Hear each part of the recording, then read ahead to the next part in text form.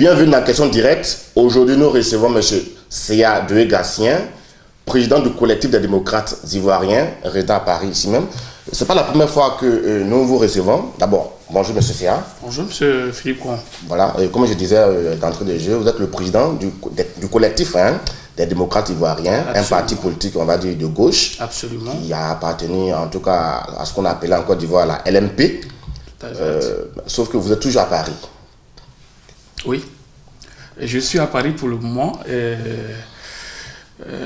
Pour répondre à votre question, je voudrais déjà vous dire bonjour et vous féliciter pour tout le travail que nous faisons notre travail, mais vous faites, de pouvoir informer le peuple de Côte d'Ivoire et tous les Africains en général. Okay. Oui, en effet, à votre question, je suis encore à Paris, puisque c'est de Paris que la direction du parti m'a été confiée, parce que j'étais le représentant du parti pour l'Europe. D'accord. Ça veut dire qu'il y a un président derrière. Voilà, il y avait un président derrière qui, après tous ces événements, avec les camarades, ont décidé de me porter à la tête du CDI. Et c'est comme ça, depuis 1 an et demi, 2 ans. Attends, il y avait un président, vous êtes maintenant le nouveau président du CDI. Je suis le nouveau président du CDI. Ok. Et c'était qui l'ancien président? Parce qu'on n'en parle pas assez. Voilà. Justement, l'ancien président fut un grand cadre de Air Afrique qui s'appelait M. Séverin Seydou et qui est décédé il y a 2 ans aussi, 2 ans, pratiquement presque 2 ans, jour pour jour, par son âme. Et c'est comme ça que je me suis retrouvé à la tête du CDI.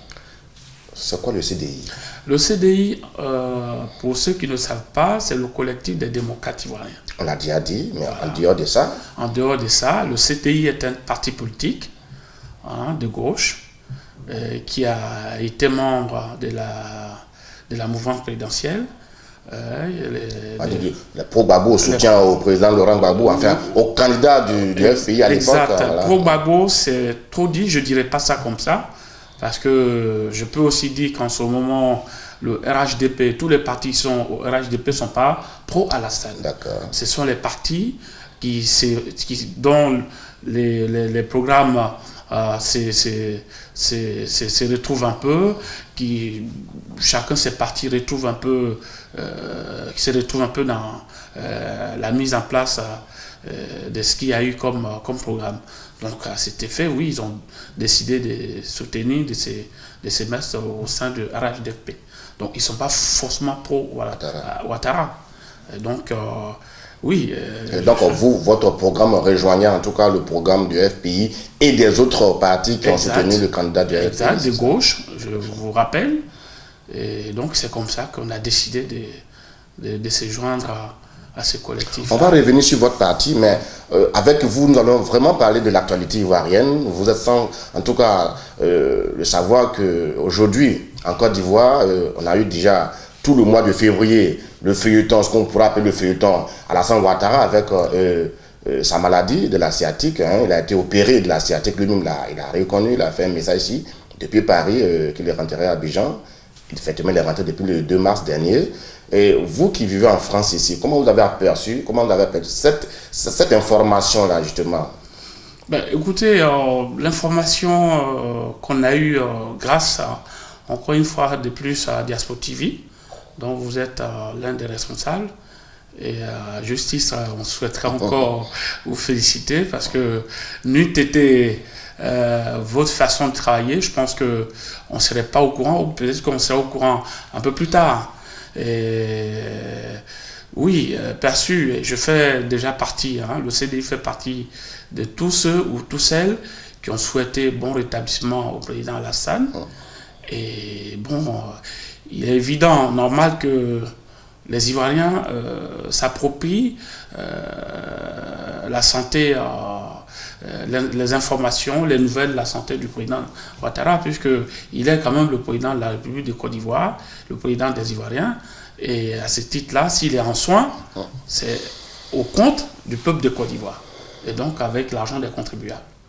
Alors il n'y a pas de raison qu'on ne soit pas au courant. Maintenant qu'on est au courant, et qu'il en a parlé, il a communiqué. Il a quand même une vie privée, il y a le secret médical, il y a le secret d'État, c'est quand même un chef de l'État, c'est quand même un Africain aussi, et on ne dévoile pas comme ça le mal dont souffre en Afrique, chez nous, le chef. Moi, je pense qu'il faut commencer à démocratiser ces fêtes-là. Et en France, ici, où nous sommes, on voit bien qu'une petite information concernant le chef d'État ne se cache pas.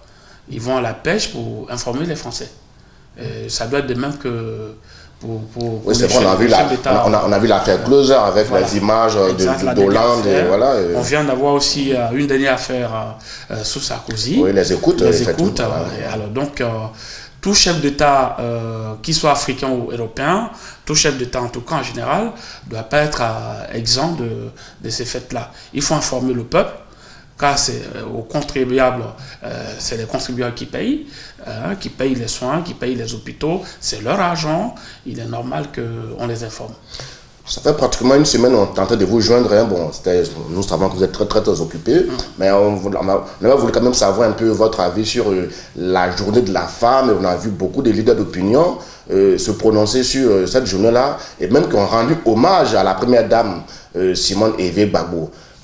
Alors qu'elle est détenue, on l'accuse des crimes économiques en Côte d'Ivoire, elle est poursuivie par la CPI des crimes contre l'humanité, et on la célèbre. Est-ce que cela vous sied? Est-ce que c'est important, c'est utile de célébrer une femme qui est traînée devant la justice? Bon, je pense que au-delà même de Simone Gbagbo, c'est toute femme en général, nos mamans, qu'on célèbre. Sauf qu'elle est maintenant aujourd'hui un symbole de ces femmes-là qui sont dans le combat. Et en la célébrant, on célèbre toutes les femmes en général. Et sa justice, ça nous a permis, ou ça doit permettre à tout un chacun d'entre nous de se poser un instant et faire le rétro sur l'injustice et les inégalités qui frappent les femmes. Voilà. Donc je pense que c'est, oui, normal de célébrer les femmes, en particulier celles qui souffrent aujourd'hui, qui sont maltraitées, etc., comme Simone par exemple. Ouais, Simone aussi, mais on ne parle pas assez. À côté de Simone, il y a aussi un autre jeune, certainement que vous avez côtoyé quand vous étiez certainement à l'université, le leader des jeunes patriotes, le ministre Charles Blé Goudé. La justice internationale, je vais parler de la CPI, en tout cas, avait demandé qu'on lui remette immédiatement Charles Blé Goudé depuis janvier. Et l'État de Côte d'Ivoire, en tout cas, avait émis une fête de non-recevoir, avait même demandé à la CPI un sursis de 3 mois. Le sursis qui vient d'être refusé à nouveau par la CPI. Vous, qu'est-ce que vous dites? Écoutez, sur cette question, franchement, je vous remercie. Je dirais qu'aujourd'hui, la Côte d'Ivoire et les Ivoiriens en général cherchent la porte de sortie qu'on n'arrive pas à trouver. Et si on doit à chaque fois extrader les gens. Alors moi, depuis que je suis en politique, c'est la première fois de ma vie, après l'esclavage, que j'entends déporter quelqu'un, comme le fut le président Gbagbo. Je m'adresse là, je profite de cette occasion. C'est pas une déportation, c'est un transfèrement, justement. Oui, moi je... Il a été remis à la justice pour répondre à ses actes. Je vois ça comme ça. Parce que... Il n'est pas embarqué sur un bateau, sur un navire, comme au temps de l'esclavage. Si, parce que... Enchaîné, attaché, pieds et mains liés, non. Aujourd'hui, en 21e siècle, je pense même que c'est trop plus que ça.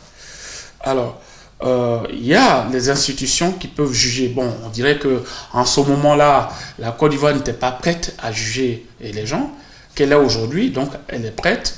Il faut que tous ceux ou toutes celles qui sont en prison en Côte d'Ivoire soient jugés en Côte d'Ivoire. Pour que l'État de Côte d'Ivoire, il faut que l'État de Côte d'Ivoire s'approprie du reste du dossier. On ne peut pas continuer. Là aussi, je m'adresse à la CPI à réclamer les Ivoiriens. À quel moment, je l'ai déjà souligné dans mes précédents interviews, à quel moment on va commencer une vraie phase de réconciliation. Ce n'est pas la CPI qui réconcilie les Ivoiriens, c'est les Ivoiriens. Bien évidemment. C'est les Ivoiriens qui doivent se réconcilier entre eux. Alors, les Ivoiriens doivent se réconcilier entre eux. Il ne doit pas avoir une partie à l'étranger, Donc en prison, une minorité en Côte d'Ivoire, qui va se réconcilier? On va se réconcilier comment? Ceux qui sont en prison, ils sont quand même accusés de quelque chose, donc Oui, ils répondent des actes devant la En justice. ce moment-là, je suis d'accord avec Il y a ce vous. qu'on appelle l'impunité, donc vous êtes d'accord avec l'impunité en Côte Non, d'Ivoire? pas du tout. En ce moment-là, il faut qu'il soit jugé. Parce qu'en démocratie, on ne peut pas détenir quelqu'un de façon arbitraire. Soit je suis accusé, je suis jugé, je suis condamné, soit on ne me reproche rien, je suis libéré. Et je vous rappelle quand même que nous sommes dans un contexte très particulier, qui est cette crise-là. Donc, si les gens Vous ne doivent parlez de quoi? Vous parlez de ceux qui sont détenus en Côte d'Ivoire ou bien ceux qui sont détenus à la CPI? que ce soit ceux qui sont détenus à la CPI, donc je parle de Laurent Gbagbo, pour qui je demande la libération. Je l'assume parce que c'est un parti de gauche. Oui, d'accord. Voilà. Vous comprenez, c'est de bonne guerre, mais il y a quand même la procédure. Attends, vous n'allez pas outrepasser les textes de loi. Il y a une procédure en cours qui suit son cours normalement. Si à la fin de cette procédure, rien ne lui est... il n'y a pas de preuve, pour moi, ce que je dis aujourd'hui, ou s'il y a des preuves, qu'ils soient jugés, qu'ils soient condamnés. Nous attendons la fin de Très cette bien. procédure. Et s'il n'y a pas de preuve, la procédure. Voilà, qu'ils soient libérés.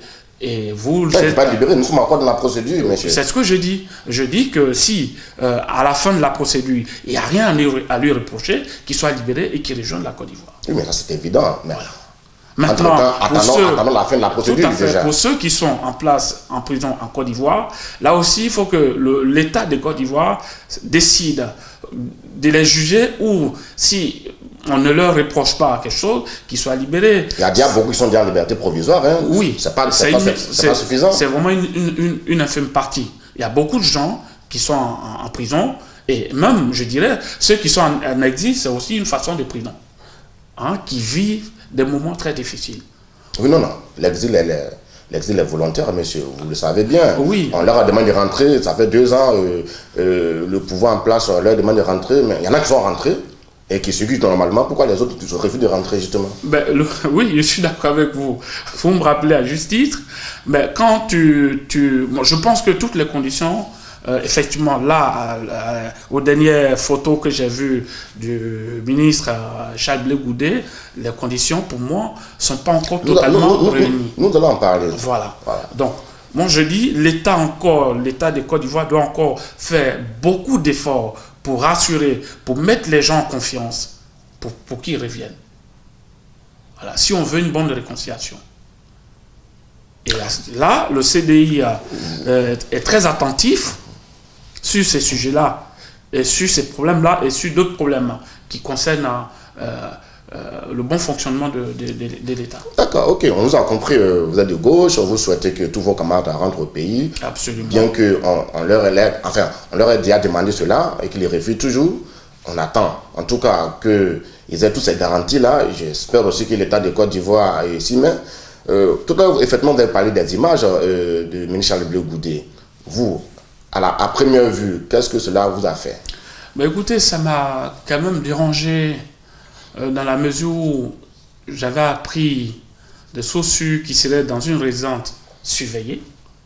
Bon, nous a dit protéger. Protéger. C'est surveiller, protéger. Bon. Je veux dire, je comprends, ouais.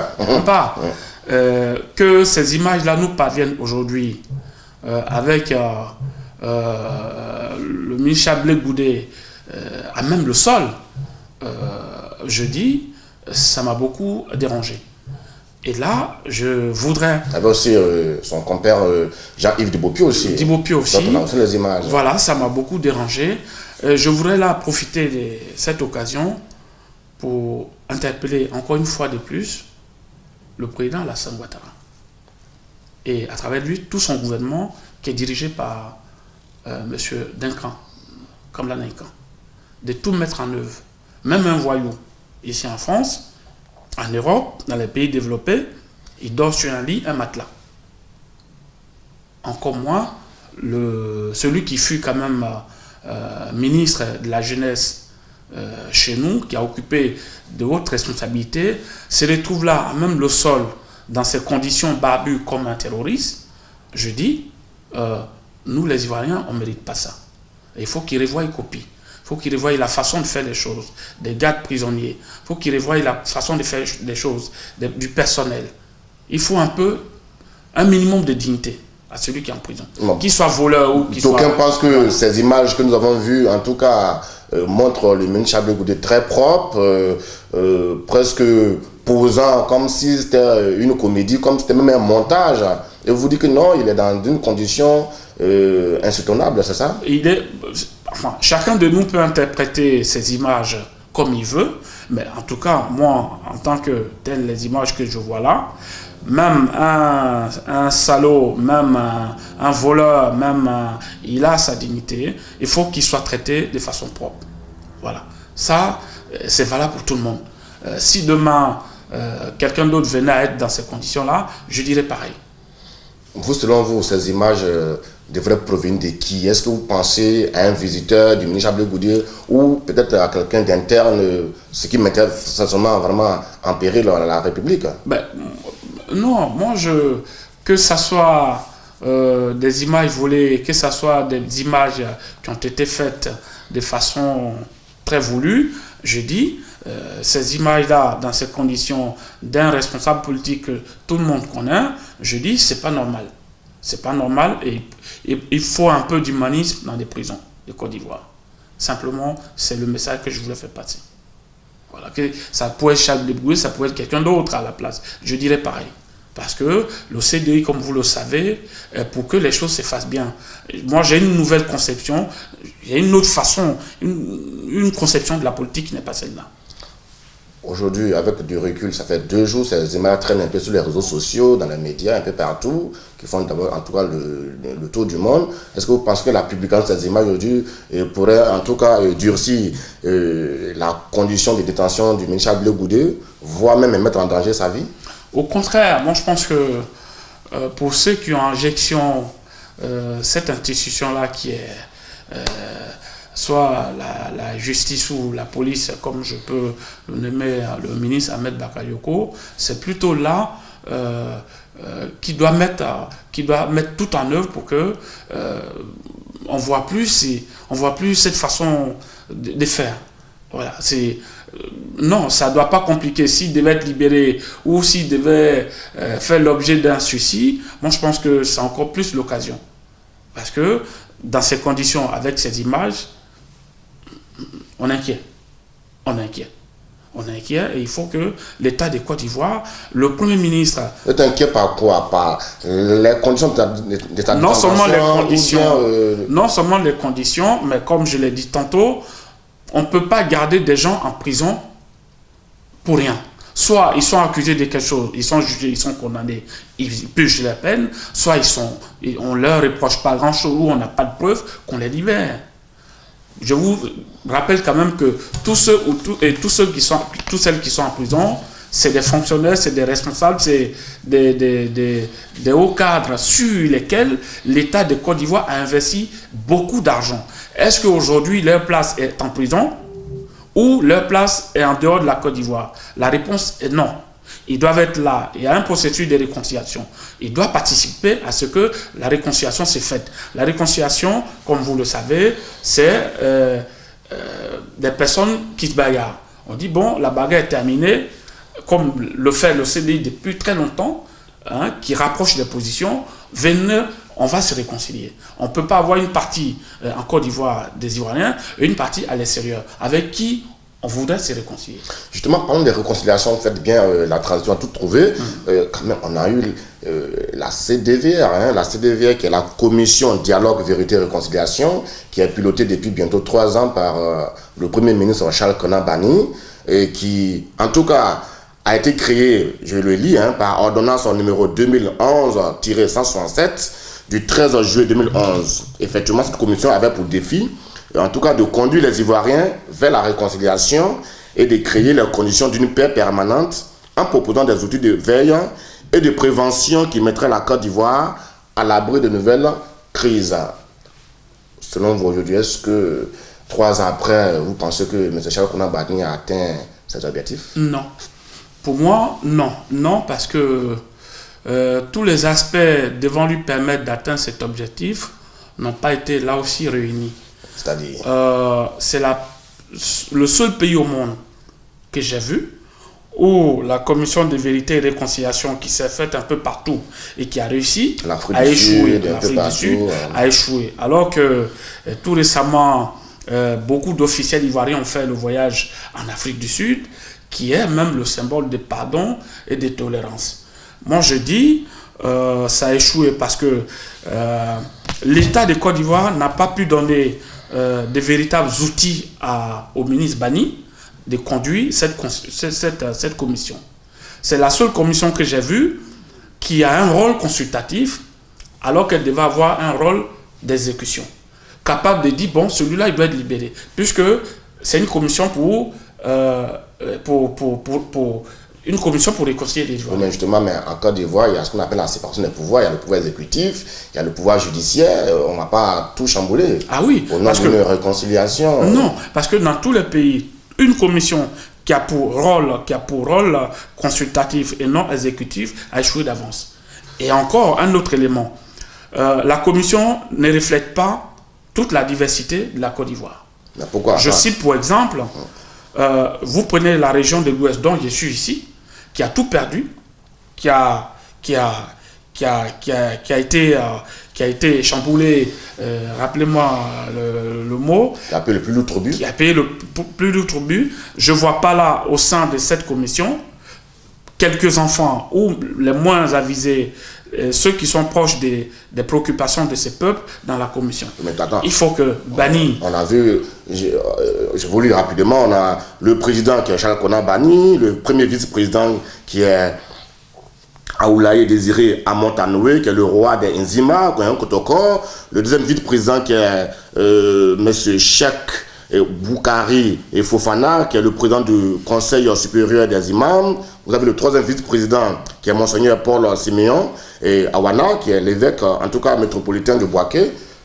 Toutes les sensibilités sont réunies. On a des chrétiens, des musulmans, des chefs traditionnels, ils devraient quand même faire l'affaire. Si le ministre Sans compter d'autres commissions en dessous aussi. Voilà, si le ministre Bani et l'État de Côte d'Ivoire veulent réussir, veulent que la commission Vérité et Réconciliation fasse son travail et qu'elle réussisse, il est important d'inclure les enfants de la région Ouest. Ça, c'est important. Pourquoi la région Ouest, pourquoi pas la région Akan, la région Bété, la région... Oui, quand je lis tout l'Ouest, particulièrement, c'est quand même la région la plus meurtrie, là où les enfants, là où beaucoup de choses se sont passées. Comment cela, on voudrait comprendre quand même qu'ils soient en dehors de la commission. Je ne vois pas le nom gay, je ne vois pas le nom CA. Faire une commission sans eux, c'est contre eux. C'est contre les problèmes de la région. Il y a des gens qui ont une très bonne analyse de la situation, qui sont nommés aujourd'hui, que les Oué ont porté à la tête des conseils généraux, à la tête de certaines mairies, telles que Varissa, telles que Varis Meabli, qui connaissent très bien les problématiques de la région. Cela, oui, s'ils peuvent être au sein de la commission Réconciliation et Vérité, ils peuvent bien indiquer des gens capables de transcrire ces préoccupations-là. Donc, il faut que Bani, dans l'avenir, se rapproche de cela pour avoir la bonne lecture de la situation de la région. En ce moment-là, oui, il donne un quitus de succès à sa commission. Le challenge, en tout cas, de l'actuel pouvoir en Côte d'Ivoire, c'est les prochaines élections. Nous annonçons déjà pour 2015. Vous, comment est-ce que vous voyez ces élections-là? Est-ce qu'elles seront encore faites, en tout cas pour réconcilier les Ivoiriens, ou encore va être, en tout cas, une énième occasion pour diviser à jamais les Ivoiriens? Écoutez, les élections, pour faire une élection, comme vous le savez, c'est tout un processus. Est-ce que les conditionnalités sont réunies pour qu'on aille aux élections? De mon point de vue, c'est non.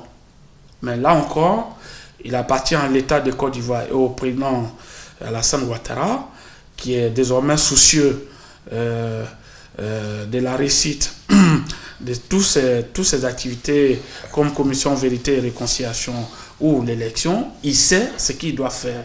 Et s'il sait ce qu'il doit faire, le CDI en tout cas lui demande de faire bien ce qu'il a à faire.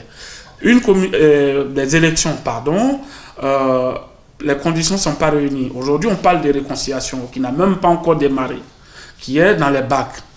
dont on cherche les issues des sorties. Et, on ne peut pas parler, de mon point de vue, des élections en 2015. Non, les conditions ne sont pas là. Beaucoup d'Ivoiriens sont à l'étranger, en exil. Beaucoup sont en prison. Ceux qui sont là aujourd'hui sur place suffisent à faire une élection crédible et transparente?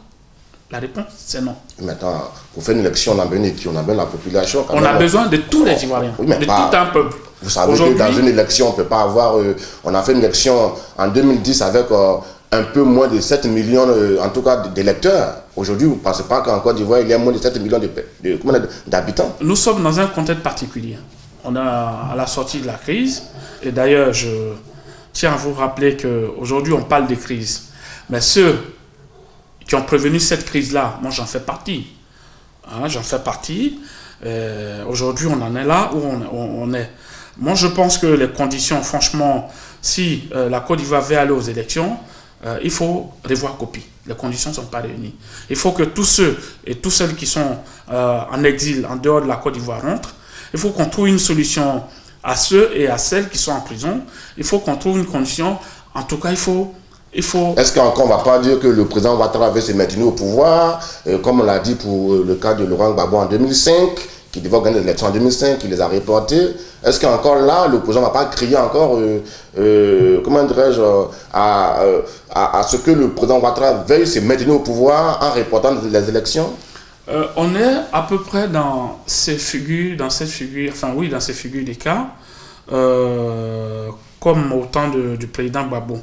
Je me rappelle simplement que on disait la Côte d'Ivoire est coupée en deux, une partie dans les mains de la rébellion, une partie au sud.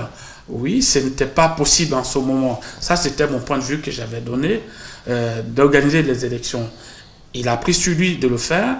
Si aujourd'hui, Alassane doit réunir toutes les conditions pour qu'on aille aux élections, qu'il le fasse. Ça, c'est très important. Les élections... Oui, mais en un an, c'est trop juste quand même. Ben voilà. Donc, vous êtes d'accord avec moi que soit on reporte d'un an les élections, qu'on essaie d'abord de régler le minimum qui est là, qui est de réconcilier véritablement les Ivoiriens, qui est de permettre à ce que ceux qui sont en dehors de la Côte d'Ivoire, au rang desquels se trouve, et je vraiment veux la citer, Angèle Nonsoir, Koné Katina et j'en passe, rentrent en Côte d'Ivoire. Chacun des Ivoiriens, chacun d'entre nous a son mot à dire.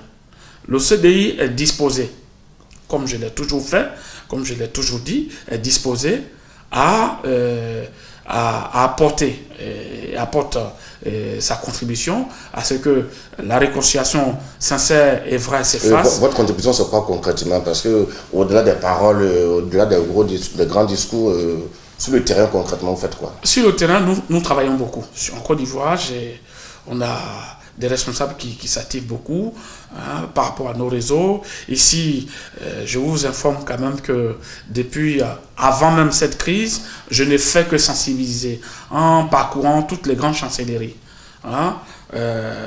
Tous les ambassadeurs, qu'ils soient de gauche ou de droite, comme là aujourd'hui la droite gouverne la Côte d'Ivoire, ont été visités. Nous nous sommes adressés à eux. Ils nous ont répondu dans le cadre de la sensibilisation de prévenir cette guerre qui a eu lieu.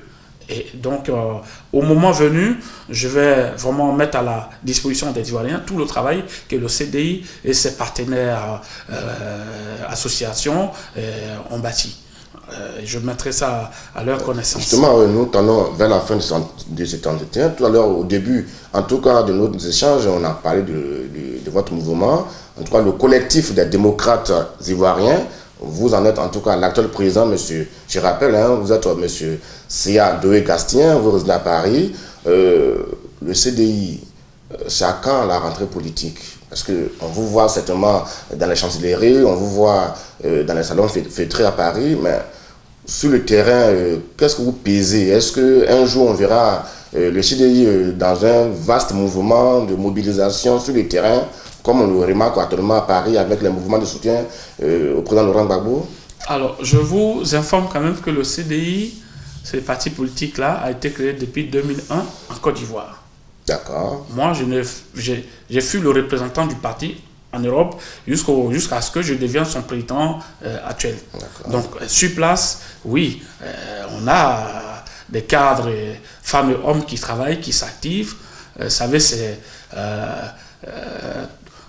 nous sommes un jeune parti, de par ses activités, mais un vieux de par son âge, qui n'a pas de moyens. Déjà 2001, c'est pas jeune déjà. Je profite aussi de cette question pour quand même interpeller aussi l'État du fait de la loi qui avait été votée de subventionner les partis politiques. Et tous les partis, y compris le CDI. Voilà, donc il faut que l'État se réapproprie cette question-là. Qu'est-ce qu'on doit faire pour donner... Vous êtes enregistré au ministère de l'Intérieur. Oui. Nous sommes un parti qui est créé en bonne et due forme en Côte d'Ivoire, qui a posé des actes. Donc si le président de la République doit financer, subventionner les partis, à commencer par le FPI, qui est quand même notre grand parti de gauche, le premier, il faut aussi que des partis comme le CDI, comme bien d'autres, en bénéficient.